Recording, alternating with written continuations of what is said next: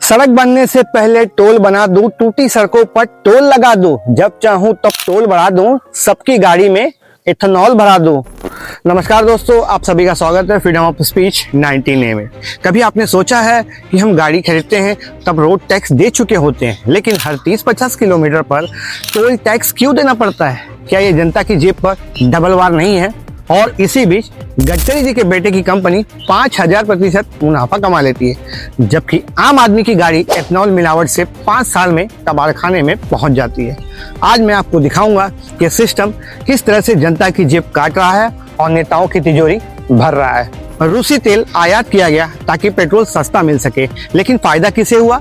सरकारी सेठों को। पेट्रोल में 20% इथेनॉल मिलाने की पॉलिसी आई, कहा गया इससे प्रदूषण घटेगा और किसानों को फायदा मिलेगा, लेकिन हकीकत यह है कि 40 रुपए का इथेनॉल जनता को 100 रुपए में बेचा जा रहा है और यही इथेनॉल गाड़ियों का इंजन बर्बाद कर रहा है। नतीजा, आम आदमी EMI और टैक्स भरते भरते थक गया और गाड़ी 5 साल में कबाड़ में बिक रही है। छोटे उद्योगों पर भी डंडा चला, 50% टैरिफ लगा दिया गया, जिससे हजारों छोटे बिजनेस बंद हो गए। इसके लिए ताकि बड़े बड़े सेठों और नेताओं की कंपनियां और ज्यादा मुनाफा कमा सके। रोड टैक्स और टोल टैक्स का खेल। अब आते हैं सबसे बड़े सवाल पर। अगर सरकार गाड़ी खरीदते वक्त रोड टैक्स ले चुकी है तो फिर टोल टैक्स क्यों? सच्चाई यह है कि टोल एक अनंत लूट बन चुका है। हर 30-50 किलोमीटर पर आपकी जेब से पैसा निकलता है।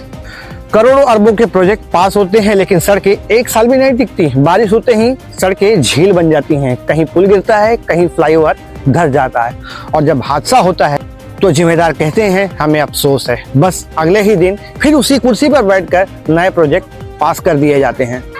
तो आखिर इसका हल क्या है? रोड टैक्स और टोल टैक्स दोनों में से सिर्फ एक होना चाहिए। हर प्रोजेक्ट का पारदर्शी ऑडिट होना चाहिए। पैसा कहाँ खर्च हुआ?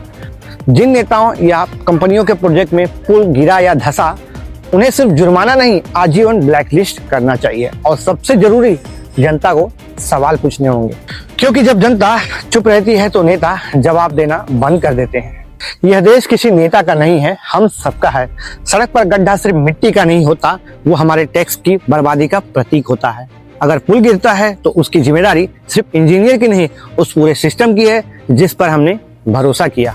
जब तक हम हिंदू मुस्लिम में बटे रहेंगे तब तक ये लूट चलती रहेगी। दोस्तों, अब वक्त आ गया है सवाल पूछने का, ताकि आने वाली पीढ़ी को सिर्फ कर्जे और गड्ढे नहीं, बल्कि सुरक्षित सड़कें और ईमानदार शासन मिल सके। और अंत में बस मैं यही कहना चाहूंगा, अगर गाड़ी टोल पर रुक सकती है तो सिस्टम भी जनता के सवालों पर रुकना चाहिए। अब रास्ता नेता नहीं, जनता तय करेगी। जय हिंद।